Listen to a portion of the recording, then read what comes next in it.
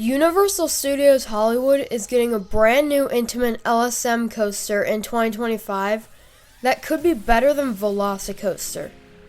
I might be a little late on this topic, but I thought I should still cover it in this video. Universal Islands of Adventure just built VELOCICOASTER back in 2021, an Intamin LSM coaster. So when there are rumors about Universal Studios Hollywood getting a new coaster, most people had a pretty good idea of what it was going to be.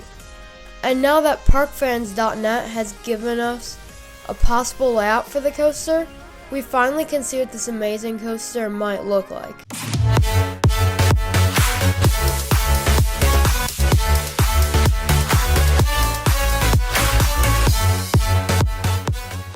As the name implies, this coaster will be themed to Fast and Furious, which is definitely a very fitting name for a launch coaster like this. And speaking of launches, this coaster will feature 4 launches. Compare that to VELOCICOASTER's 2 launches. Right out of the station, you start with your first launch, and you know how usually after launch you'll start and go through some element that's either high off the ground or at least goes up a little bit. Well, Hollywood Drift decides it's gonna dip down into a helix, leading into amazing looking S-Hill. This should give some really good airtime. But that's not it for airtime, because then you have this big camelback with an even bigger drop that goes further down the hill. Oh, and did I mention that this will be a terrain coaster? Then you bank to the left into an upwards helix and it sends you right through a slow corkscrew, which should give good hang time, especially with his new gen Intamin lap bars. Then right after that, you hit a mid-course brake run. Kind of weird for an Intamin launch coaster. But after that, you have this weird wave turn double down thing, where the first step down is a wave turn, and then you have a more traditional airtime moment after that. You then hit a booster launch and go straight into a giant dive loop. I just love the way dive loops look, and they just have such great presentation. And I'm sure this one will be no different.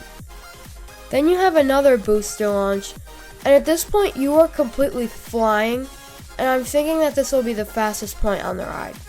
After some rapid fire transitions, you go through a 0G stall, so another hang time moment, and to make it even cooler, it'll take place right over a pathway.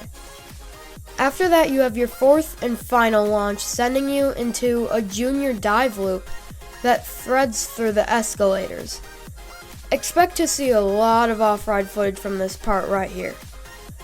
You go through one final fast corkscrew and then you hop into the brakes. Overall, I think this will be a very amazing roller coaster. Easily one of the best in the world. But will it be enough to beat VELOCICOASTER? I don't know.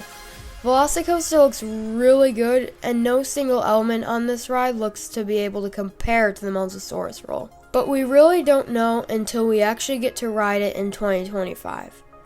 I think this is a much needed addition for this park because they never really had a standout coaster.